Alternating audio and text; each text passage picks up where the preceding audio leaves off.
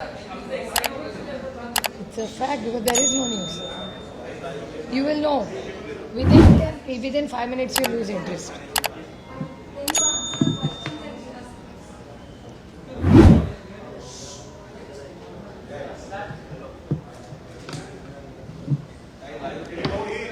So, are we rolling?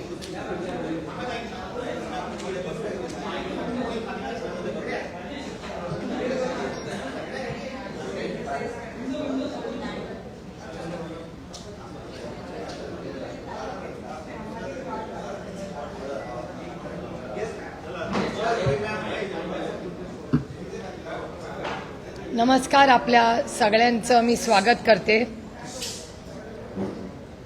आज सकाळपासून एका जबाबदार वर्तमानपत्रात आणि काही प्रसार माध्यमांमध्ये काही गोष्टी आलेल्या आहेत ज्या अधिकृतपणे पक्षाने, राष्ट्रवादी काँग्रेस पक्ष, शरदचंद्र पवार अधिकृतपणे कुठल्याही चॅनलशी किंवा कुठल्याही वर्तमानपत्राशी पक्ष बोललेला नाही.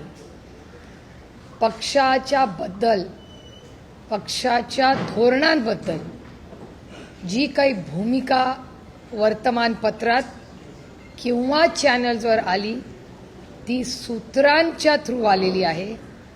फिजिकली ऑफिशियली कुठलंही स्टेटमेंट हे राष्ट्रवादी काँग्रेस पक्ष, शरदचंद्र पवारांनी केलेलं नाही.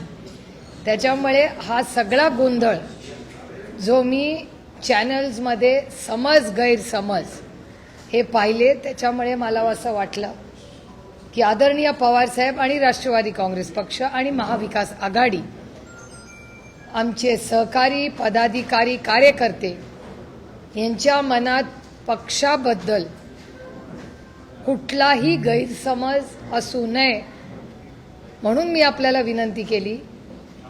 कारण अधिकृत पक्षाने कुठलीही भूमिका मांडलेली नाही. त्यामुळे तुम्हाला मनात जे प्रश्न असतील ते मन मोकळेपणे तुम्ही मला विचारावे आणि जे ऑन कॅमेरा आहे तेच वास्तव आणि सत्य आहे.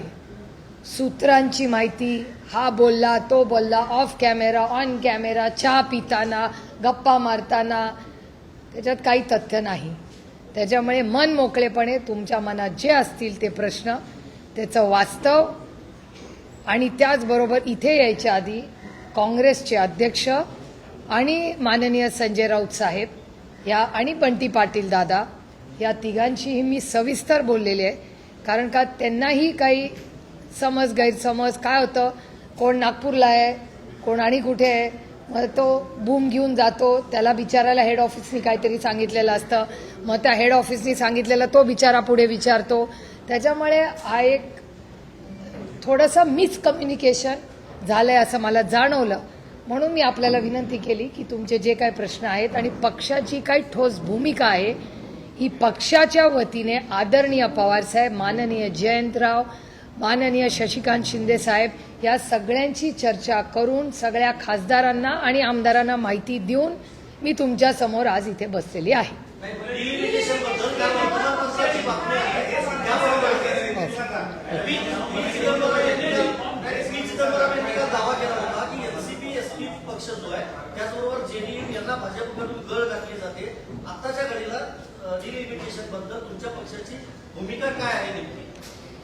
एकतर बिल आलेलं नाही आमच्याकडे नवीन, त्याच्यामुळे नवीन बिल आल्याशिवाय बिलबद्दल मी कशी बोलणार. त्याच्यामुळे बिल काय येईल हे बिल आल्यावर 24 तासात त्याचा अभ्यास करून आमचा काय स्टँड आहे हे मी सांगू शकतो. पण थोडंसं तुम्हाला इतिहासात नेते. इतिहास या बिलाचा असा आहे की जेव्हा एकतर महिला आरक्षणाचं बिल हे एकमताने भारताच्या संसदेत पास झालेलं आहे, हे वास्तव आहे या देशात. त्यामुळे महिला आरक्षणाचं बिल यूनॅनिमसली पास हो चुका है इस देश में. हम सब ने पास किया है, एक मत से पास किया है. ही एक भूमिका झाली. त्याच्यामुळे हे वास्तव आहे. त्याच्यानंतर माननीय किरण रिजिजू यांनी अरविंद सावंतजी शिवसेना, असद ओवेसी भाई, असदभाईंना मला आणि अरविंद सावंतांना, आम्हाला तिघांना त्यांनी बोलवलं दिल्लीत. त्या मीटिंगमध्ये या देशाचे गृहमंत्री माननीय अमित शाही होते. त्यांनी आम्हाला सगळ्यांना असं ब्रीफिंग किरण रिजिजूंनी केलं दिल्लीमध्ये की आमचं सपाशी, काँग्रेसशी, DMKशी सगळ्यांचं वेगळं वेगळं बोलणं झालं आहे. आम्ही तुम्हाला तिघांना एकत्र बोलवलेलं आहे आणि आमची भावना आणि भूमिका अशी आहे की एक प्रस्ताव आमच्या मनात आहे की अनेक डिलिमिटेशनबद्दल वेगळी वेगळी मतं आहेत आणि साऊथच्या दक्षिणेतल्या राज्यांना असं वाटतंय की जर पॉप्युलेशन लोकसंख्येच्या वर जर आधारित डिलिमिटेशन झालं तर साऊथवर म्हणजे दक्षिण राज्यांवर अन्याय होईल. त्याच्यामुळे डिलिमिटेशनला सगळ्यांचा विरोध आहे. सगळ्यांना समान न्याय मिळावा हे पूर्णपणे रास्त आणि आम्हाला सगळ्यांनाच मान्य. मग आता डिलिमिटेशनचा फॉर्म्युला काही बदलता येईल का? तर अमित शाह आणि किरण रिजिजूंनी असा एक प्रस्ताव आमच्यासमोर ठेवला की आपण सरसकट काश्मीर टू कन्याकुमारी प्रत्येक राज्यामध्ये 50% सीट वाढतील. याचं उदाहरण मी समजून सांगते तुम्हाला की समजा 48 सीट महाराष्ट्रात आहे. 48चं 50% किती होतं? 24. म्हणजे 48 प्लस 24 म्हणजे 72. म्हणजे महाराष्ट्रातून 72 खासदार निवडून जातील. आणखीन एक उदाहरण तेथे समजून सांगायला सोपं करण्यासाठी सगळ्यांना की उत्तर प्रदेशमध्ये 80 खासदार निवडून जातात. त्याचा 50% म्हणजे 40. म्हणजे उत्तर प्रदेशातून 120 खासदार जातील. सोपं झालं? क्लिअर? No confusion? आता समजा आपण महाराष्ट्र केंद्रबिंदू ठेवूया कारण का आपण महाराष्ट्रात बसलोय, मुंबईत बसलोय. 72 खासदारांमध्ये पहिलं SC ST ला आरक्षण द्यायचं. त्याच्यात 3 सीट जातात हिशोबाप्रमाणे. 3 सीट गेल्या 72 मधल्या, एकूण 70 राहिल्या. एकूण 70 मधल्या 33% आरक्षण जाणार, त्या महिला जाणार. राहिल्या 48 ज्या ओपनला राहतील. Any confusion, any questions? मगच पुढच्या टप्प्यात जाते. तर हा 50% सरसकट देशात वाढ आली तर कुणाचा विरोध आहे का? तेव्हा मी स्वतः, शिवसेना स्वतः असं दोघेची आम्ही सगळ्यांनी सांगितलं हा लोकसंख्येपेक्षा हा जास्त योग्य आम्हाला वाटतं. आम्ही इंडिया अलायन्समध्ये चर्चा करतो आणि मग तुम्हाला सांगतो. मी स्वतः त्या इंडिया अलायन्सच्या मीटिंगमध्ये गेले. हा प्रस्ताव अमित शहांनी आम्हाला बोलला. आमचं ऑब्जेक्शन होतं की आम्हाला सगळ्यांना एकत्र बोलवा. तुम्ही सपाला, तृणमूलला, काँग्रेसला असं वेगळं वेगळं बोलू नका. जे करायचं आहे, जर चांगला प्रस्ताव असेल, मनात काही दुसरं नसेल तर मग आम्हाला इंडिया अलायन्सला एकत्र का नाही बोलत? म्हणून खडगे साहेबांच्या नेतृत्वाखाली आम्ही एक पत्र लिहिलं सरकारला की बाबा जो काही प्रस्ताव आहे हा आम्हाला बरा वाटतोय, करायचा असेल कारण का डिलिमिटेशनचं बिल ह्या वर्षी ड्यू आहे. त्याला काही टाईमलाईन नाही पण साधारण अनेक वर्षानंतर एक टाईमलाईन नंतर डिलिमिटेशन होतं. तर ते 2026 मध्ये करायचं असेल तर एक चर्चेनी गुणागोविंदाने ते व्हावं. कुठल्याही राज्यावर अन्याय होऊ नये म्हणून हा प्रस्ताव आला. माझं स्वतःचं DMK, तृणमूल, सपा सगळ्यांशी बोलणं झालं, काँग्रेसशी बोलणं झालं आणि मोठी हा प्रस्ताव जेव्हा आला तेव्हा आम्ही सगळे म्हणलो की इंडिया अलायन्सच्या माध्यमातून आपण या सगळ्याचा विचार करायला हरकत नाही कारण का कुठल्याच राज्यावर त्याच्यात काही अन्याय होत नाही असं दिसतंय. पण हे करत असताना डिलिमिटेशनचा प्रोसेस काय असेल, म्हणजे मतदारसंघ जर बदलायचे झाले तर तुम्ही कसे बदलणार, त्याचा फॉर्म्युला काय, तर याचं उत्तर सरकारकडे नव्हतं. मग सरकारने बिल आलं. बिल आल्यावर आम्हाला धक्का बसला कारण का मला स्वतःला वाटलं होतं की ते 50% त्याच्यात लिहिलेलं असेल. बिलमध्ये कुठेही 50%चा उल्लेख देखील नव्हता. तुम्ही संसदेची चर्चा जर काढून बघितली, आम्ही सविस्तर त्याचा उल्लेख आमच्याही भाषणात केला आहे आणि माननीय अमित शहांचं ऑन रेकॉर्ड पार्लमेंटमध्ये संसदेत स्टेटमेंट आहे की 50%ची अट माझी घालायची तयारी आहे. 1 तास हाऊस बंद करूया, मी बिलाचा प्रस्ताव करतो. नंतर ना हाऊस बंद झालं ना नवीन बिल आलं आणि बिलचं काय झालं हे तुम्ही सगळ्यांनी पाहिलेलं आहे. त्याच्यामुळे 50%, आता मला कोणीतरी परवा व्हॉट्सॲपवर विचारलं तुमचा डिलिमिटेशनला सपोर्ट आहे का. तर मी म्हणलं जेव्हा मागच्या वेळीच माझं बोलणं आणि मी कुणाशीही बोललेले नाही, मला कुठल्याही प्रसार माध्यमातून मीडिया हाऊसनी विचारलेलं नाही, मी कुणाशी वर्बली बोललेले नाही. मला काल एक व्हॉट्सॲप आला की आर यू सपोर्टिंग. त्याचं मी उत्तर लिहिलं की we will consider provided consider, इंग्रजी मी रिपीट करते, consider supporting if the 50% cap is to be discussed and the bill how will it be implemented is still a question mark. एवढं सविस्तर मी व्हॉट्सॲपवर एक प्रायव्हेट कॉन्व्हर्सेशनमध्ये हे सांगितलेलं आहे. आता प्रायव्हेट कॉन्व्हर्सेशनच्या जर बातम्या होत असतील तर मग आता आजपासून तुमच्याशी प्रायव्हेट व्हॉट्सॲपवर का बोलायचं का नाही हा पण प्रश्न झाला. कारण का एक तुम्ही मला प्रश्न विचारला, तो मैत्रीत मी त्याचं तुम्हाला उत्तर दिलं. ती बातमी होणार असेल तर आजपासून मी तुम्हाला जेव्हा बोलीन on record off record WhatsApp, मी असं समजीन की तो कॅमेरा चालू आहे. कारण का ती व्हॉट्सॲप की काय आमचा खूप गांभीर्याने काम करणारा पक्ष आहे, त्याच्यामुळे व्हॉट्सॲपवर आम्ही धोरणं नाही ठरवत. बिल तर हातात आलं पाहिजे. मी सपोर्ट करायला माझ्या हातात बिल तर असलं पाहिजे. बिलच आलेलं नाही, सपोर्टचा विषयच येत नाही. पण जुन्या बिलमध्ये काय होतं याची चर्चा जरूर झाली आहे. मी आजही जेव्हा राऊत साहेबांशी बोलले तेव्हा राऊत साहेबांनी मला हे सांगितलं की हो सुप्रिया, तू म्हणलीच हे बरोबर आहे. मी उद्धवजींशी बोललो, आम्ही अरविंद सावंतांनाही बोलून घेतलं. अरविंद सावंतांनी कन्फर्म केलं की सुप्रिया सुळे, असद ओवेसी, अरविंद सावंत, अमित शहाजी आणि किरण रिजिजू अशी मीटिंग दिल्लीत झाली का, तर झाली. ती ऑफिशियलच मीटिंग होती. ती आम्ही काँग्रेसला सांगितली का, ऑफकोर्स सांगितली. आणि मी आजही जेव्हा हर्षवर्धन सपकाळांना बोलले, मी काँग्रेससाठी बोललेलेच नाही. तुम्ही दाखवावा. आज सकाळपासून मी कॅमेरावर काँग्रेसने हा निर्णय घेतलाय, मी आत्ता पहिल्यांदा बोलते आज मीडियाशी. त्याच्यामुळे या सगळ्या गोष्टी ज्या आहेत it's a storm in a teacup. मला वाटतं त्या खिडक्या बंद करा म्हणजे आवाज येणार. त्यामुळे राष्ट्रवादी काँग्रेस पक्ष, शरदचंद्र पवार, डिलिमिटेशनच्या बाबतीत जर गरज असेल तर सरकारने प्रस्ताव द्यावा.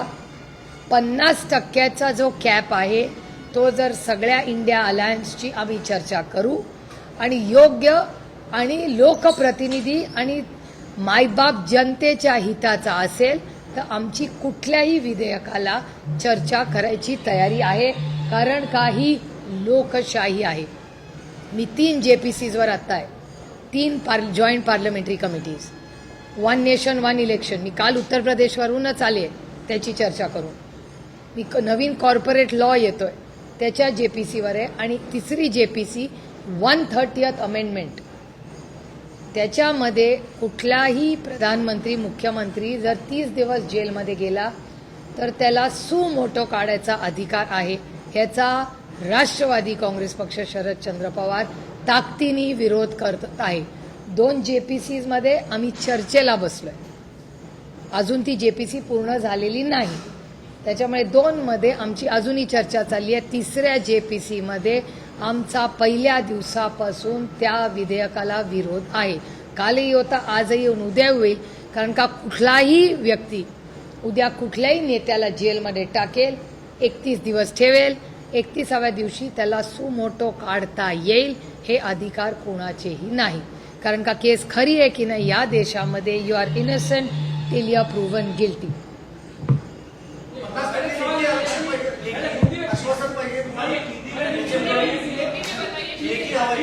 मला डिलिमिटेशनचा प्रोसेस काय असेल, फॉर्म्युला काय असेल हे तर कळलं पाहिजे आम्हाला. आमचं म्हणणं आहे डिलिमिटेशन काळाची गरज आहे असं सरकार म्हणते. ठीक आहे, आमची चर्चेला बसायची तयारी आहे. पण तुम्ही एकतर साऊथच्या राज्यांवर अन्याय होणार नाही ह्याची खबरदारी घेतलीच पाहिजे. कुठल्याच राज्यावर अन्याय होऊ नये. आणि म्हणून मी DMKचा आवर्जून उल्लेख केला. कारण का DMK पक्षाची माझं सविस्तर बोलणं झालेलं आहे. आणि 50% सीट जर वाढणार असतील तर DMK ह्याचा विचार करायला, मी हो म्हणलेले नाही, विचार करायला आपण सगळे इंडिया अलायन्समध्ये बसूया. ही DMKची लाईन मी स्वतः ऐकलेली आहे. त्याच्यामुळे त्यांच्या ह्या सगळ्यांबरोबर चर्चा करूनच इंडिया अलायन्स एक मताने निर्णय घेईल. असं झालं त्याच्या आधी ना 50%चं आलं ना फॉर्म्युला आला आणि विधेयक पडलं आणि त्याच्यामुळे नवीन विधेयक आमच्याकडे आलेलं नसल्यामुळे आम्ही विधेयकावर कसं बोलणार.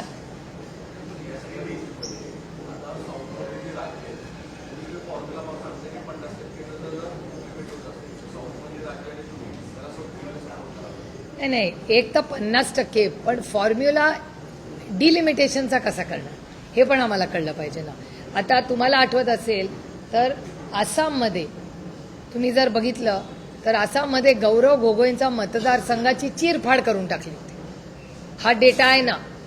त्याचबरोबर पुण्यामध्ये कॉर्पोरेशनचे जे वॉर्ड्स आहेत त्याच्यामध्ये दत्ता धनकवडेंचा वॉर्ड हा पूर्णपणे तोडून फोडून टाकला होता आणि हे तुमच्याच चॅनलवर दत्ता धनकवडेंनी ही कंप्लेन दिवंगत नेते अजितदादा पवारांना सांगितली होती. हे तुमच्या चॅनलवर दाखवलेली गोष्ट आहे. तर पुणा म्युन्सिपल कॉर्पोरेशनमध्ये तोडलेले फोडलेले वॉर्ड, आसामच्या इलेक्शनमध्ये तोडलेले फोडलेले मतदारसंघ, त्याच्यामुळे काळजी वाटणं साहजिक आहे ना. डिलिमिटेशन व्हावं नाही व्हावं, 50% वाढवावं, काय फॉर्म्युलाची चर्चा तर झाली पाहिजे नाही का. सशक्त लोकशाहीमध्ये चर्चा तर झाली पाहिजे आणि प्रस्तावच आला नाही. त्याच्यामुळे प्रस्ताव नाहीच आला म्हटल्यावर आम्ही बोलणार कसं त्याच्यावर.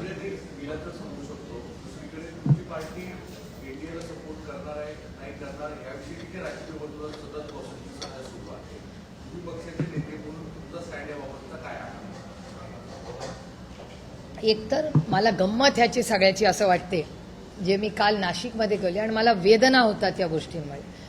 कारण का आमचं आयुष्य काही ब्रेकिंग न्यूज नाही आहे.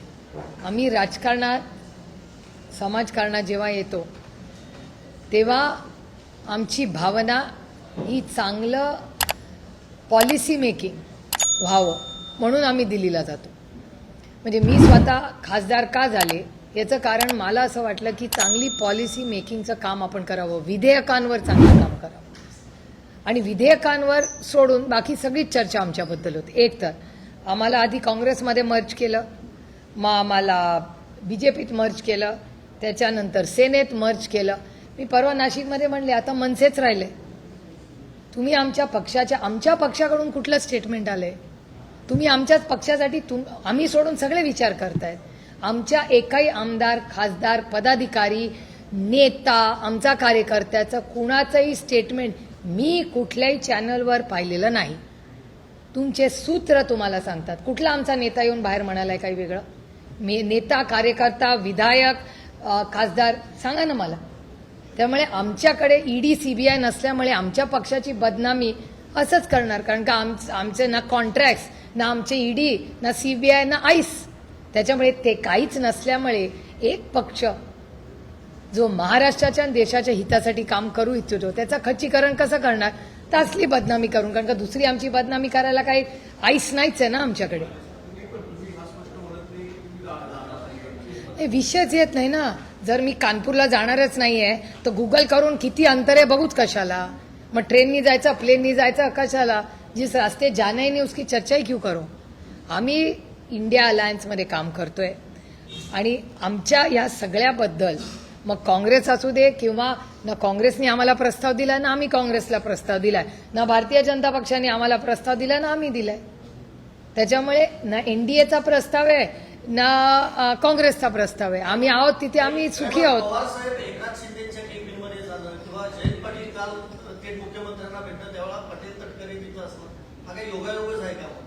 एक मिनिट. पवार साहेब कॅबिनमध्ये जाणं हा योगायोगच आहे.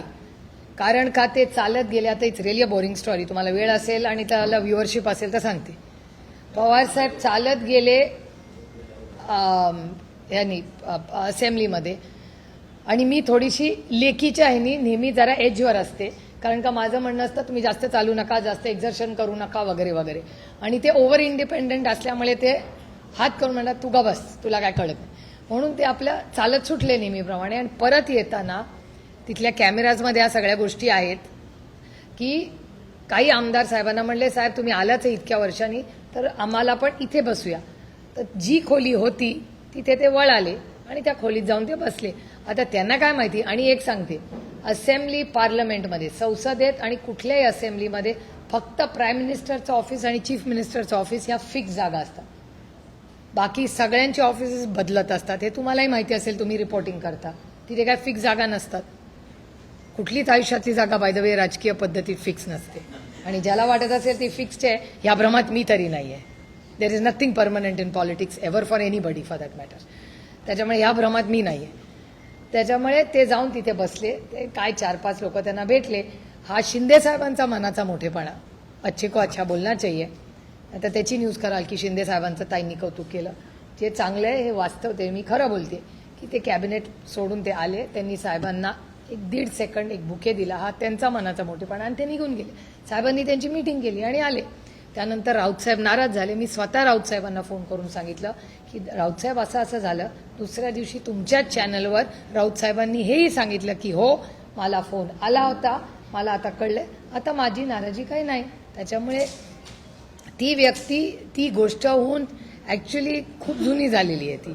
पण तुम्ही विचारली म्हणून. आणि मी फार इतिहासात रमत नाही. मी आय लिव्ह द मोमेंट. मी वास्तव तेच जगते. कालची घटना, कालची घटना. आता मला सांगा, तुम्ही मला पण हा प्रश्न विचारत नाहीये. काल माझा ब्रेकफास्ट उत्तर प्रदेशमध्ये योगी आदित्यनाथजींबरोबर होता. माझं लंच डिम्पल यादवांकडे होतं. मग तुम्ही मला हा प्रश्न विचारत नाही की तुम्ही यांना का भेटला. हा पण प्रश्न आहेच ना. योगीजींकडे आम्ही गेलो होतो वन नेशन वन इलेक्शनच्या कामासाठी. हा योगीजींनी एक मुख्यमंत्री म्हणून आम्हाला गाईड दिलं. आम्ही भेटलो, आम्ही फोटो काढला, आम्ही ट्विट केला त्यांचे आभार मानून. डिम्पल यादव आणि अखिलेश यादव यांचे आमचे कौटुंबिक संबंध आहेत. मी त्यांना भेटायला गेले उत्तर प्रदेशला गेल्यावर. धर्मेंद्र भैया आणि मी पूर्ण 2 दिवस एकत्र होतो सपामध्ये. ह्या काय प्रत्येक जण कुणाला भेटला म्हणून काही कट कारस्थानासाठीच भेटतं हे खरंच मनातून काढून टाकाय. दुर्दैव आहे की महाराष्ट्राच्या राजकारणात कोणी भेटलं म्हणजे काहीतरी कट कारस्थान करते. एक हा माझा मुद्दा. जयंतराव काल ऑफिशियली माननीय मुख्यमंत्र्यांचा वेळ मागून गेले होते. माननीय मुख्यमंत्र्यांना ते हे सांगायला गेले होते की राष्ट्रवादी काँग्रेस पक्ष शरदचंद्र पवार ह्याचा नगराध्यक्ष आहे. त्या नगराध्यक्षावर चुकीच्या पद्धतीने ॲक्शन घेतलेली आहे. बरोबर ॲक्शनचं टायमिंग बघा. हाऊस चालू असताना ॲक्शन नाही झाली.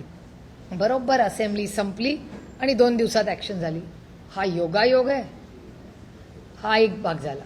जयंतराव तर ऑफिशियली गेले होते. गाडीने गेले, गाडीने आले. त्यांनी जयंतरावनी काय हुडी घातली नव्हती. ऑफिशियलीच गेले, काही प्रॉब्लेम नाही. एक तिथे सुनील तटकरे जी आणि प्रफुल्ल पटेलजी होते का नाही ह्याचं उत्तर माझ्याकडे नाही. आणि हा प्रश्न मला विचारायच्या ऐवजी हा प्रश्न तुम्ही माननीय देवेंद्रजींना विचारला पाहिजे.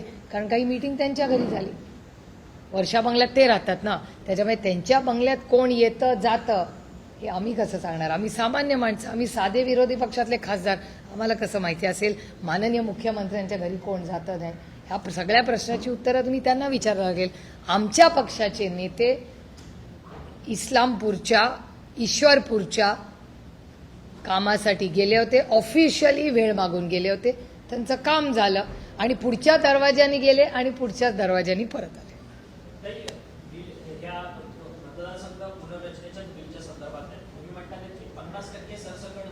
जागा वाढत असतील तर त्या संदर्भात इंडिया अलायन्समध्ये त्या संदर्भातली चर्चा होती. परंतु जर एकीकडे पाहिलं तर हे जे काही पुनर्रचना होते त्याच्यानुसार उत्तर भारताला एक वेगळं माप दिलं जाणार आहे, दक्षिण भारताला तसं होणारच नाही ना. जर 50% आलं तर मग कसं माप होईल. स्टँडर्डायझेशनच होईल ना काश्मीर टू कन्याकुमारी. मेजॉरिटी मतदारसंघ वाढणार अर्थातच तिथे 500हून अधिक मतदारसंघ बनतील. दक्षिणेकडे 300 मतदार. आत्ता जसं आहे तसंच होईल. आत्ता जो बॅलन्स आहे तोच 50% वाढला तर आहे. आत्ता जेवढे तेवढीच टक्केवारी राहणार ना. टक्केवारी थोडी बदलते. परंतु एकीकडे उत्तर भारतात जो डॉमिनेट करणारा पक्ष असेल तोच संपूर्ण देशभर राज्य करत. Not necessary. सगळं साऊथ हारले तर कसं करतील. किती सीट आले तरी 800 सीट होतील ना. मग गेम विल चेंज.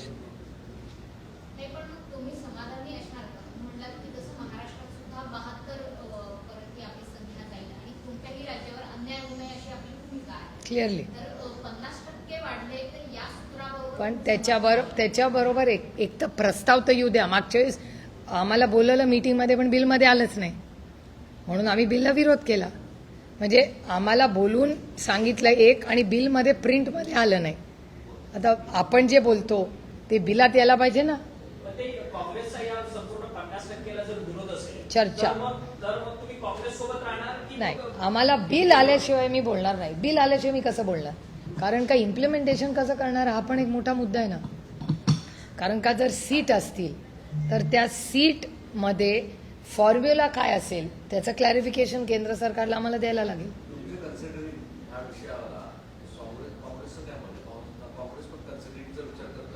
त्याचं ते काँग्रेसला विचारा. मला नाही, जेव्हा मोठी आमचं इंडिया अलायन्समध्ये मीटिंग झाली होती तेव्हा आमचं सगळ्यांचं एक मत होतं की फॉर्म्युला काय हा आम्हाला इन रायटिंग पाहिजे. इन रायटिंग असल्याशिवाय कसं आम्ही मतदान करणार? आणि हे पार्लमेंट आहे काय माझ्या घरचा कार्यक्रम नाही आहे की आता तुम्हाला एक वाटलं मला एक वाटलं ठरवलं असं नसते. Very serious bill. नाही, फॉर्म्युला काय? जसं आसाममध्ये मतदारसंघ तोडले फोडले तसं होऊ नये. डिलिमिटेशन व्हावं ते कुठल्या तरी नियम कायद्यात झालं पाहिजे, कुठल्या एका पक्षाच्या मनमर्जीनी नाही. पण ते सातत्यानं जयंत पाटील यांच्यावरती प्रश्नचिन्ह उपस्थित होतं. कारण की या जयंत पाटलांनी सगळ्या आमदारांची मिटिंग विधिमंडळात घेतली, त्याच्यानंतर प्रत्येकाची मतं जाणून घेतली, अशा पद्धतीच्या बातम्या समोर आलेल्या. एक मिनिट, जयंतरावांनी मीटिंग कुठे घेतली? विधिमंडळात. कधी? या अधिवेशनामध्ये. कधी घेतली? आतला कंटेंट तुम्हाला कोणी सांगितलं? सूत्र कोण आहे? मग सूत्र जर सांगत नसेल तर त्या सूत्रावर कशाला विश्वास ठेवताय? कारण का त्या सूत्रांनी जे सांगितलं आजपर्यंत खरं आलं का? काय त्याच सूत्रांनी तुम्हाला हे सांगितलं? मग हा सूत्र खूपच ग्रेट आहे, ज्याला सगळ्या पक्षातलं सगळं माहिती आहे. पण त्याला 1.5 वर्ष लागलं. 1.5 वर्ष मी ऐकते ऑपरेशन टायगर. 1.5 वर्ष मी ऐकते. एक तर राष्ट्रवादी काँग्रेस पक्षात संवाद हा आदरणीय पवार साहेबांचा देशात सगळ्यात छोटातला छोटा कार्यकर्ता त्यांना सकाळी घरी जाऊन भेटतो. त्याच्यामुळे मी काय नवीन तुम्हाला सांगत नाही. आम्ही काय स्पेसिफिकली हॅलो तुला कोणाचा फोन आला का असला आमच्याकडे चालत नाही. आमचा पक्ष फार गांभीर्याने राजकारण आणि समाजकारण करतो. आमचे सगळे आमदार आणि खासदार हे 24/7 कुठे असतात हे तुमच्या सगळ्या चॅनलवर दिसतं. कारण का आमचे आमदार खासदारांना सुट्टी घ्यायची वेळ नसते. आमचे सगळे खासदार आणि आमदार फुल टाइम लोकसेवेत असतात. पक्ष एका डायरेक्शननी काम करतो. सगळे 24/7 आदरणीय पवारसाहेबांच्या कॉन्टॅक्टमध्ये असतात. राष्ट्रवादी काँग्रेसचा एकही खासदार आणि आमदार कुठलाही वेगळा निर्णय घेणार नाही. जो काही निर्णय घेतील ते सगळे एकत्र एका मताने आदरणीय पवारसाहेब केंद्रबिंदू ठेवूनच निर्णय घेतील.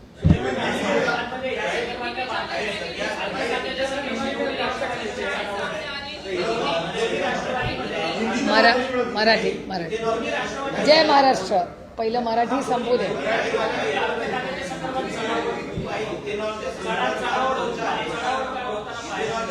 एक मिनिट हे काहीतरी हा महत्वाचा मुद्दा आहे. कारण का महाराष्ट्राची आर्थिक परिस्थिती अतिशय अडचणीत आणि गंभीर आहे. त्याच्यामुळे त्यांचा अर्थचा एक प्रश्न विचार. तुमचा पक्ष सत्तेत जाणार या सगळ्या माध्यमांमध्ये बातम्या येतात आणि त्याच्यामध्ये पण महत्वाची गोष्ट अशी की जयंतराव यापूर्वी देखील जयंत पाटील सर यापूर्वी देखील या राज्याचे अर्थमंत्री राहिलेले आहेत. त्यामुळे अर्थ खातं सध्या अर्थ खात्यावरतूनच त्या राष्ट्रवादीमध्ये चढाओढ आहे आणि ही राष्ट्रवादी देखील चढाओढ करते अर्थ खात्याची. अशा प्रकारच्या माध्यमांसमोर बातम्या येतात. त्यामुळे पक्ष इंटरेस्टेड आहे का सत्तेत जाण्याकरता या खात्याच्या संदर्भात? मला गंमत वाटते. गेले 12 वर्ष माझा तुम्ही शपथविधी घेताय बरोबर ना? 12 वर्ष करताय की नाही माझा शपथविधी तुम्ही? हे मी नाही, तुमचा डेटा काढून बघा. सुप्रिया सुळेंचा शपथविधी आहे आणि माझं डिपार्टमेंट पण तुम्ही अनाऊन्स करता. बिचाऱ्या मोदीजींना तेवढा तरी अधिकार द्या माझं डिपार्टमेंट ठरवायचा. त्याच्यामुळे ह्या सगळ्या ज्या स्पेक्युलेशन अर्थ खात्याचा तो विषय माननीय देवेंद्रजींचा अंतर्गत विषय ना. मुख्यमंत्री ठरवतो कुणाला काय द्यायचं. हा प्रश्न मला विचारायच्या ऐवजी हे सगळे जे काल रात्रीची मीटिंग वर्षामधली त्याच्यात कोण होतं कोण नव्हतं अर्थ खातं हे सगळे प्रश्न मी नाही याची उत्तरं देऊ शकत. याची उत्तरं फक्त आणि फक्त या राज्याचे माननीय मुख्यमंत्री देऊ शकतात.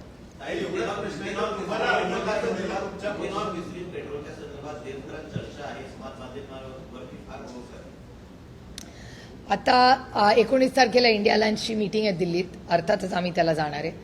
आणि 20 तारखेला आमच्या वतीने इंडिया अलायन्सच्या मीटिंगला आणि ऑल पार्टी मीटिंग जी किरण रिजिजूंनी बोलवली आहे पार्लमेंटरी अफेअर्स मिनिस्टर म्हणून, त्याला आम्ही 2 गोष्टीची म्हणजे 2-3 महत्त्वाच्या मुद्द्याची आम्ही मागणी करणार आहोत पक्षाच्या वतीने. म्हणजे इंडिया अलायन्सच्या मीटिंगमध्ये पण मागणी करणार आहोत आणि पार्लमेंटरी अफेअर्स मिनिस्ट्रीमध्ये पण मागणार. एकमध्ये हा जो पाण्याचा प्रश्न आणि शेतकऱ्यांचं मोठं आव्हान राज्यात आणि देशात, ह्याच्यावर एक सविस्तर चर्चा देश पातळीवर झाली पाहिजे. एक त्याच्यानंतर दुसरं म्हणजे पिण्याचं पाणी, शेतीचं पाणी, एक जेनरिक चर्चा आणि सरकारचा काय प्लॅन आहे ह्याच्यासाठी, हा पहिला मुद्दा.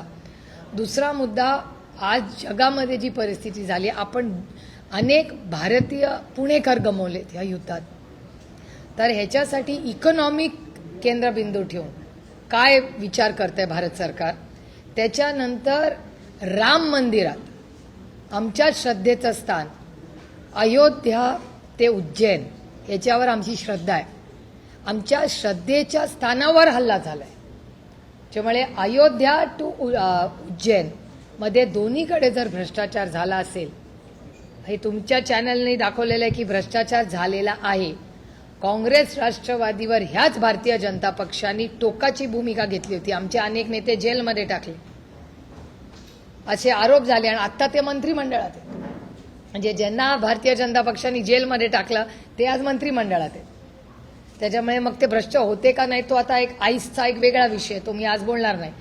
पण आमच्या श्रद्धेच्या स्थानी आम्हाला प्रचंड वेदना आणि दुःख झालेलं आहे की ज्या मर्यादा पुरुषोत्तम रामांचं मंदिर बांधलं, त्या मर्यादा पुरुषोत्तम राम आणि उज्जैनच्या मंदिरामध्ये, या दोन्ही मंदिरांमध्ये झालेला भ्रष्टाचार, चोरी, हा शब्द मला चोरी म्हणताना पण कसं तरी होतंय, कारण का मंदिर म्हणजे आपल्या श्रद्धेचं स्थान आहे, त्याचा आणि चोरीचा हा विषय एकत्र येणंच म्हणजे खरंच शर्मेने मान खाली घालावी. मग ह्याच्याबद्दल काय करतंय केंद्र सरकार.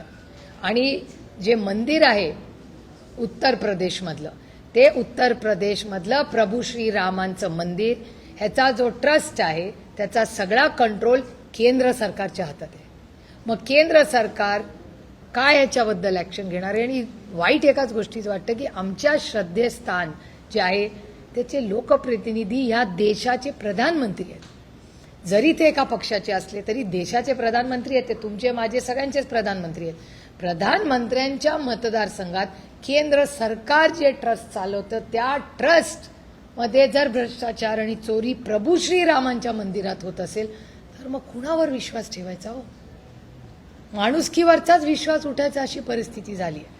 त्यामुळे आमच्या श्रद्धा ह्याला ठेच पोचवली, ह्याचं दुःख आयुष्यभर राहील.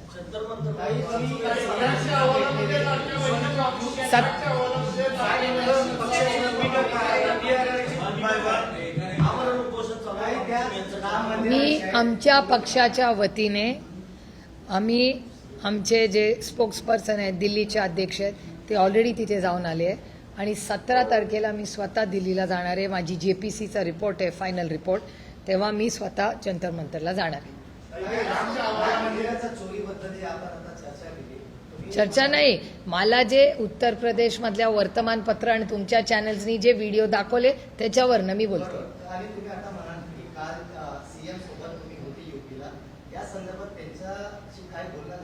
नाही, कालची चर्चा वन नेशन वन इलेक्शन बद्दल होती. काल स्पेसिफिक ऑल पार्टी डेलिगेशन होतं, 25 खासदार होते, CM, दोन्ही DCM, त्यांचे स्पीकर, लीडर ऑफ ऑपोजिशन, ह्या सगळ्यांची एक मोठी मीटिंग होती काल लखनौला.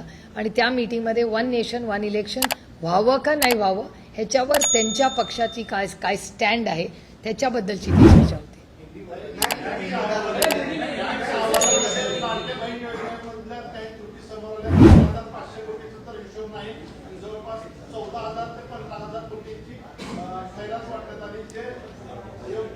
लाडकी बहीण योजनेची चौकशी झाली पाहिजे, त्याला वेळ पडली तर SIT बसवा, पण एक न्यूट्रल चौकशी झाली पाहिजे.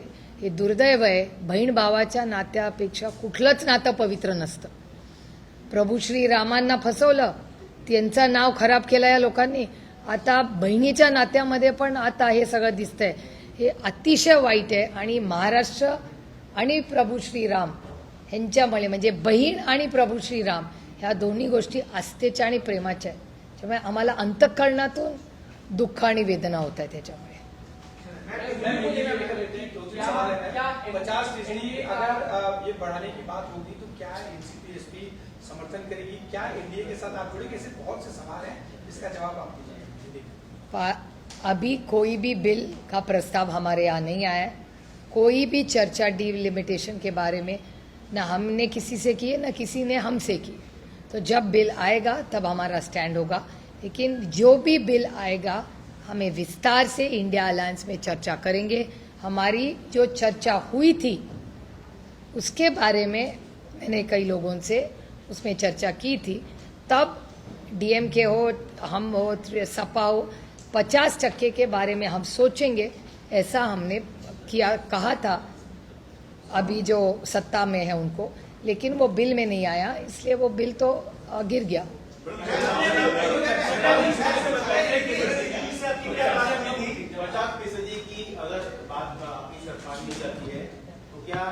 मेरी शर्त नहीं है वो. हमारी डिमांड ही नहीं है. जो चल रहा है वो ठीक चल रहा है. हमारी का हम तो कह रहे हैं प्रस्ताव हमारा नहीं है. हमने मांग नहीं की कोई. इंडिया अलायंस ने कोई मांग नहीं की. हम सिर्फ कह रहे हैं कि 33% रिजर्वेशन जो महिलाओं के लिए लाया है उसको इम्प्लीमेंट कीजिए. ये हमारी मांग है. लिमिटेड मांग है. डीलिमिटेशन की कोई भी मांग इंडिया अलायंस ना एनसीपी एसपी ने की है. हमारी कोई मांग नहीं है. हमारी सिर्फ इतनी मांग सीमित है कि आपने महिलाओं को आरक्षण देने का वायदा किया था, वो वायदा पूरा कीजिए. सिंपल. विस्तार से जानना चाहते हैं क्या बातचीत हुई थी, उसमें क्या हुआ था आगे, और वो डेट भी बताइए. थोड़ा कंफ्यूज हो रहा है. ऐसा लग रहा है कि आप अभी ऐसा प्रपोज करेंगे 50%. नहीं, अभी नहीं. पिछले अभी तो बिल ही नहीं आया. पार्लियामेंट का सेशन ही चल नहीं रहा है. जब पिछला सेशन जब हुआ था पार्लियामेंट का, वो जो बजट सेशन था, बजट सेशन में असद भाई, सुप्रिया सुले और अरविंद सावंत जी को किरण रिजिजू ने बुलाया था. हर पार्टी को अलग अलग से बुला रहे थे और उसमें इस देश के गृह मंत्री जी माननीय अमित भाई शाह, वो किरण रिजिजू और हम साथ में मिले थे. उन्होंने हमें एक प्रस्ताव रखा जिसके बारे में बाद में हम सब ने इंडिया अलायंस की बैठक में, मैंने और अरविंद जी ने भी, जो प्रस्ताव हमें भारतीय जनता पार्टी और एनडीए अलायंस से आया उसके बारे में चर्चा की. फिर खड़गे जी के नेतृत्व में हमने माननीय अमित भाई शाह और सरकार को खत लिखा कि भैया हम सबको आप अलग अलग बुला लीजिए. हमारी विनती है कि आप इंडिया अलायंस के हर पार्टी को अलग न बुलाइए, हम सबको साथ में बुलाइए. देश के हित में कुछ होगा तो हम सरकार के साथ रहेंगे. मैं आपको उदाहरण दे दूं कि पहलगाम पे जब हल्ला हुआ, पहलगाम पे हल्ला होने के बाद इस देश का पहला नेता था जिन्होंने कहा ये देश पे हल्ला है, राजनीति नहीं करेंगे, हम सरकार के साथ खड़े रहेंगे. उस नेता का नाम शरद पवार है. और उसके बाद एक ऑल पार्टी मीटिंग बुलाई गई. राजनाथ सिंह जी ने चेयर की वो मीटिंग. उन्होंने हम सबको ब्रीफिंग किया. और ये कांग्रेस पार्टी का भी बड़प्पन है कि कांग्रेस पार्टी के नेता माननीय राहुल जी गांधी और खड़गे जी ने भी उस मीटिंग में कहा कि ये पहलगाम पे हत्या नहीं, देश पे ये हुआ है, हमला हुआ है, तो हम देश के साथ रहेंगे, सरकार के साथ रहेंगे. और 100 सांसद, उसमें मैं भी एक थी, हम हर देश में गए और हर देश में भारत की तरफ से गए कि ये भारत की गलती नहीं है, भारत पे अन्याय हो रहा है, आप हमारे साथ खड़िए. और ऑपरेशन सिंदूर हुआ. 10-10 दिन हम घर क्षेत्र छोड़ के देश के लिए 100 सांसद दुनिया भर घूमे और हम देश की जय जयकार करते गए. फिर हमने देखा नहीं कि इसमें इंडिया है, अलायंस है, क्या एनडीए है, नहीं. देश के लिए पहले देश, उसके बाद राज्य, उसके बाद पार्टी और उसके बाद फैमिली. तो हमारे लिए देश और देश की एकता ही मायने रखता है. जो कांग्रेस पार्टी का ही बड़ापन था, जो कांग्रेस पार्टी ने ऑपरेशन सिंदूर के वक्त जो स्टैंड आदरणीय शरद पवार जी ने किया, वही स्टैंड कांग्रेस पार्टी ने लिया. मैंने नहीं कहा. इंडिया अलायंस उस पर चर्चा करेगी। मेरा सवाल है कि इंडिया अलायंस में बहुत सारी पार्टियां हैं, आपकी इंडिविजुअल पार्टी अगर उस जो लिखित रूप से मिलेगा उससे सेटिस्फाई है, तो क्या आप इंडिया अलायंस के खिलाफ इस इंडिया अलायंस के खिलाफ जाने का सवाल ही नहीं आता, क्योंकि इंडिया अलायंस का हर घटक उस दिन हाँ ही कह रहा था. We were all in discussions. We were not satisfied with the formula or implementation. So this is not a conversation over coffee at Cafe Coffee Day. This is Parliament. Unless it's documented and explained on paper, nothing is official till it's on paper. So unless ये हवा की बातें कोई मायने नहीं रखता parliament में. सबसे सवाल खड़ा होगा, इंडिया अलायंस में डिसीजन कौन लेगा? शरद पवार साहब लेंगे, आप लोगे, कांग्रेस लेगी, राहुल गांधी लेंगे, डिसीजन कौन लेगा कि हम इस बिल के खिलाफ नहीं है या फिर इस बिल के खिलाफ एक सशक्त लोकतंत्र में हर एक का मत लिया जाता है, फिर यूनानिमसली निर्णय लेता है. जब हल्ला हुआ पहलगाम का, तब साथ में खड़े रहे ना. ऑपरेशन सिंदूर का इम्प्लीमेंटेशन हुआ ना, तब इंडिया अलायंस खड़ी रही ना. जब हल्ला देश पे हुआ, आप भूल रहे कि operation Sindur is an outcome of an attack on India, तब खड़ी रही ना इंडिया अलायंस साथ में. इंडिया अलायंस का कौन लेगा? सब मिल के लेंगे जैसे आज तक लेते. अगर आप पक्ष में और कांग्रेस पक्ष में नहीं है, फिर कंफ्यूजन तो क्रिएट होगा ना. पूरी लेगा कौन? अभी अगर बारिश आई तो छाता लो के मैं रेनकोट लूं. These are very vague discussions. These are very serious bills. ये तो अधिकार ही नहीं है मुझे. मैं इंडिया अलायंस का घटक हूँ. तब जो होगा तो साथ में सोचेंगे. बड़ा काम, ये बिल बहुत इंपॉर्टेंट है इस देश के लिए. इतने हल्के में हम लोग चर्चा नहीं करते. हम साथ में बैठेंगे जो देश के हित में होगा. आप मैं और एक उदाहरण दूं. जीएसटी का बिल हमने पास किया ना. आप चिदम्बरम जी के बारे में कह रहे थे. चिदम्बरम जी ने कितने सुझाव दिए थे उस बिल में. आप उनका भाषण निकालिए. बहुत सारे सुझाव दिए थे और हम सब ने मिलकर जीएसटी का यूनानिमसली बिल पास किया था, क्योंकि वो बिल हमारा ही था. मनमोहन सिंह जी का बिल था जीएसटी का, जो मोदी साहब ने pass KIA.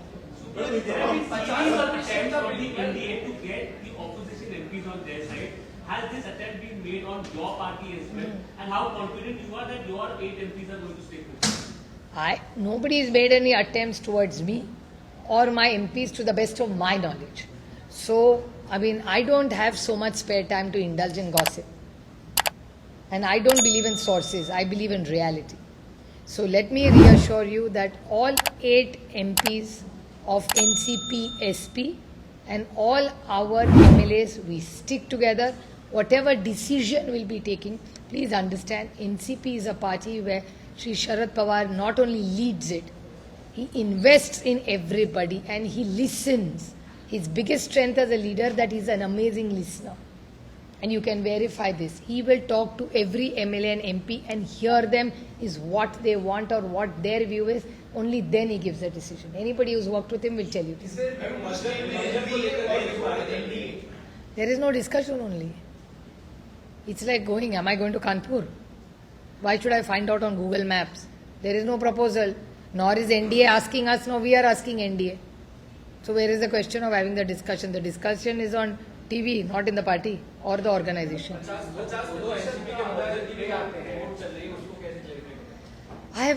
First of all, I don't owe anybody an explanation. I owe only an explanation to the NCP SP cadre.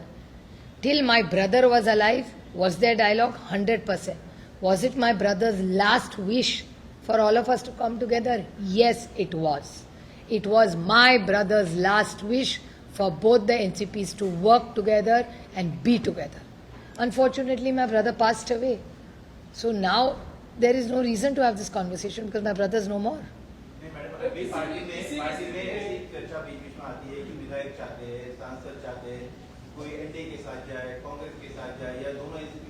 Party के डिस्कशंस हर हफ्ते होते हैं. मुझे किसी पार्टी के ना किसी नेता ने, ना किसी विधायक ने, ना किसी कार्यकर्ता ने, ना मुझे बोला है, ना किसी मैंने सुना है. मैं तो सिर्फ टीवी पर सुनती हूँ और सूत्र से सुनती हूँ. पार्टी में ऐसी कोई चर्चा, हमारी हर हफ्ते पार्टी होती है. उसका पार्टी के मीटिंग का हर फोटो भी ट्वीट होता है. तो आपको पता है हम लोग कितने बार मिलते हैं.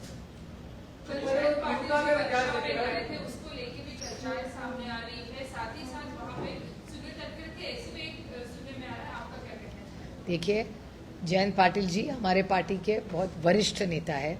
कल वो ऑफिशियली टाइम लेके माननीय मुख्यमंत्री जी को मिलने गए थे। ओपनली गए गाड़ी से, और फ्रंट डोर से गए, फ्रंट डोर से वापस आए। एक बाकी माननीय मुख्यमंत्री जी के घर के ऑफिस में और कौन था, इसका जवाब मैं कैसे दे सकती हूँ? इसका जवाब सिर्फ माननीय मुख्यमंत्री जी से, उनका घर है, वो जिसको बुलाए ना बुलाए हमको कैसे पता होगा? अजित दादा पवार के साथ जो लोग उस वक्त गए एनडीए का हिस्सा होना चाहते थे वो चले गए, पार्टी में गिराए गए, जिसके खिलाफ आप रहे हैं शरद पवार। क्या फिर से कोई ऐसी बात बन सकती है चाहे डिलिमिटेशन को लेकर हो कि एनडीए के साथ जाना चाहिए, एनडीए के साथ देना चाहिए? अभी तो आज आप तैयार हो जाए? नहीं, आज के दिन में तो पार्टी में कोई चर्चा ही नहीं है, प्रस्ताव ही नहीं है। तो प्रस्ताव ही नहीं है तो बात किस बारे में करें? अभी राज्य के सामने क्या है, देश के सामने क्या है? आज बारिश, पीने का पानी, ये तो बड़े मसले हैं ना देश के सामने। अजीत दादा पवार जब गए तब हालात बहुत अलग थे। आज दादा नहीं रहे इसलिए मैं कुछ नहीं कहूंगी इसके बारे में, लेकिन आप भी जानते हैं और मैं भी जानती हूँ कौन क्यों गया। लेकिन आज मेरा भाई नहीं है तो मैं उसके बारे में कुछ नहीं कहूँगी। उस वक्त जो प्रेशर था अजित दादा मान रहे थे तो चले जाना चाहिए, क्या विद इन पार्टी अभी उस तरह का प्रेशर कहीं से है कि हाँ एनडीए का हिस्सा होना चाहिए, सत्ता के साथ जाना चाहिए, कई काम हो जाते हैं? आज के दिन हमारे पार्टी में ऐसी कोई ही चर्चा नहीं है, न प्रस्ताव आया है, न हमने किसको प्रस्ताव दिया।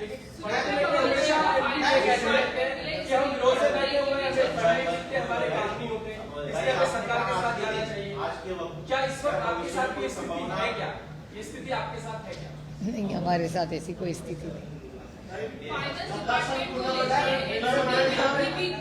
चर्चाएं जो है वो चल रही है। सुनेत्रा पवार जी को अभी भी फाइनेंस डिपार्टमेंट स्टेट सीएम ने दिया नहीं है, इसको लेके भी एक मुलाकात आने वाले समय में हम करेंगे, ऐसा कुछ सुनील तटकरे कह रहे हैं। लेकिन ये पूरा डिसीजन अभी भी सीएम के ऊपर है। देखिए, एक राज्य का सीएम ही तय करता है ना कौन सा डिपार्टमेंट किसको दे। ये तो मुख्यमंत्री का अधिकार है, वो कैसे आप छीन सकते हैं? लगता है भाजपा ये महत्वपूर्ण जो डिपार्टमेंट है वो एनसीपी को दे पाएगा और इतने काबिल लोगों को वो उनके आगाड़ी का युति का अंतर्गत मामला है। मैं दूसरे के घर में क्यों झांकू, वो देख लेंगे।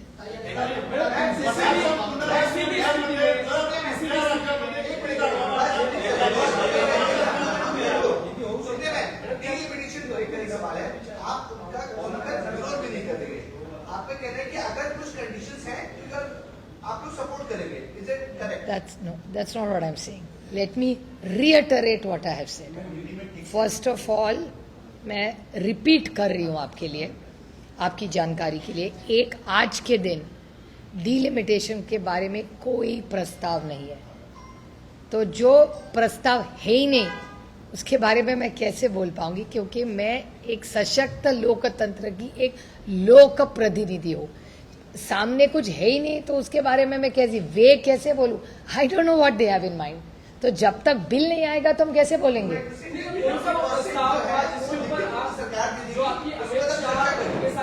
मैं आपको एक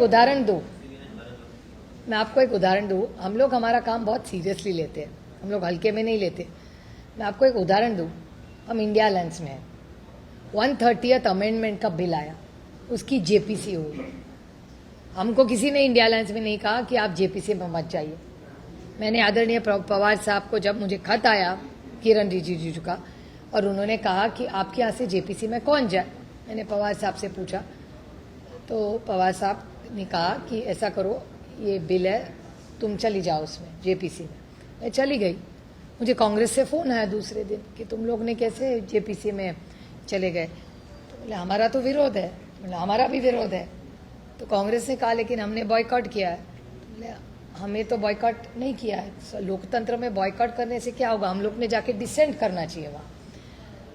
तो उन्होंने कहा लेकिन हमने किया। मैंने कांग्रेस को कहा भैया आपने तो मुझे बोलते तो मैं मेरे वरिष्ठ नेता से पूछ लिया, आपने तो मुझे बोला भी नहीं कि आप बॉयकॉट कर रहे, तो मुझे पता नहीं था, हमने तो नाम भेज दिया।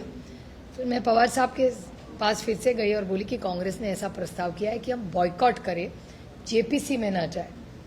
तो पवार साहब ने मुझे कहा देखो मेरी राय ऐसी है कि पार्टी से आप सबसे बात कर लो, सब सांसदों से बात कर लो, लेकिन मेरी राय ऐसी है कि वो जॉइंट पार्लियामेंट्री कमेटी एक प्रोसेस का एक भाग है। बॉयकॉट करने से कुछ नहीं होगा, क्योंकि it gives equal representation to a issue. अगर तुम उसमें चली जाओगी तो हमारा डिसेंट रिकॉर्ड पे आएगा। बॉयकॉट करोगी तो किसी को पता नहीं चलेगा कि तुमने बॉयकॉट किया है। रिकॉर्ड पे लाओ कि हमारा डिसेंट है, हमारा रिकॉर्ड पे आएगा कि NCP SP is against this bill and we are giving a dissent note 1। दूसरी बात, जब मैं जेपीसी में गई और मुझे ध्यान में आया कि कोई ऑपोजिशन इंडिया अलायंस की पार्टी नहीं है, मैंने चेयरमैन को विनती की, आप फिर से सबको विनती की, सब पार्टियों को हमने विनती की कि आप सब आइए, विटनेस करिए और डट के विरोध करिए।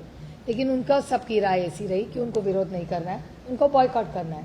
ठीक है, उन्होंने बॉयकॉट किया।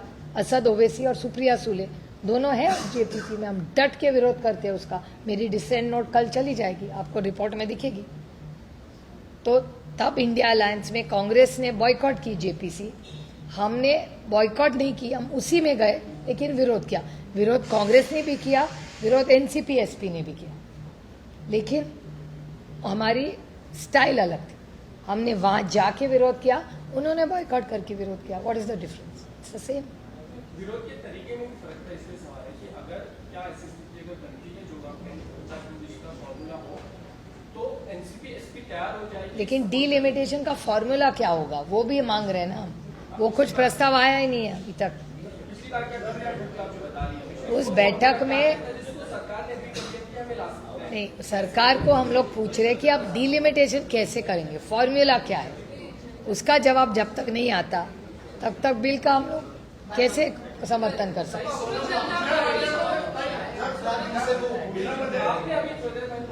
बिलचा ड्राफ्ट जोपर्यंत हातात येत नाही तोपर्यंत पक्ष निर्णय घेऊ शकत नाही। जब तक बिल मेरे हाथ में नहीं आ सकता तब तक मैं पार्टी में किससे चर्चा करूं? और हमारे पार्टी में जब बिल आता है तब पूरी सबसे चर्चा होने के बाद ही आदरणीय पवार साहब निर्णय लेते हैं।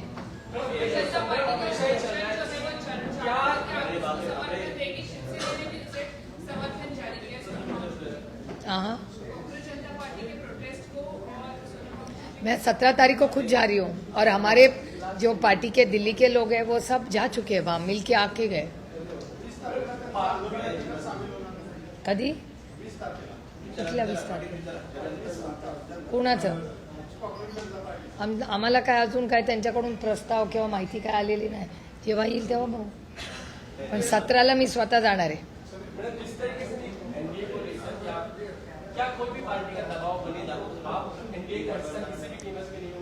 एनसीपी कभी भी एनसीपी एसपी किसी के दबाव में आने वाली पार्टी नहीं। ना हम दबाव में कल थे, ना आज है, ना कल रहेंगे। हम दबाव में कोई काम नहीं करते। ये देश दबाव से नहीं चलेगा या किसी की मनमर्जी से नहीं चलेगा। ये देश सिर्फ और सिर्फ भारत रत्न डॉक्टर बाबा साहब आंबेडकर के संविधान से चलेगा। गरजा हिंदुस्तान चॅनलला सबस्क्राईब करा आणि ताज्या घडामोडी जाणून घेण्यासाठी बेल आयकॉनवर प्रेस करा।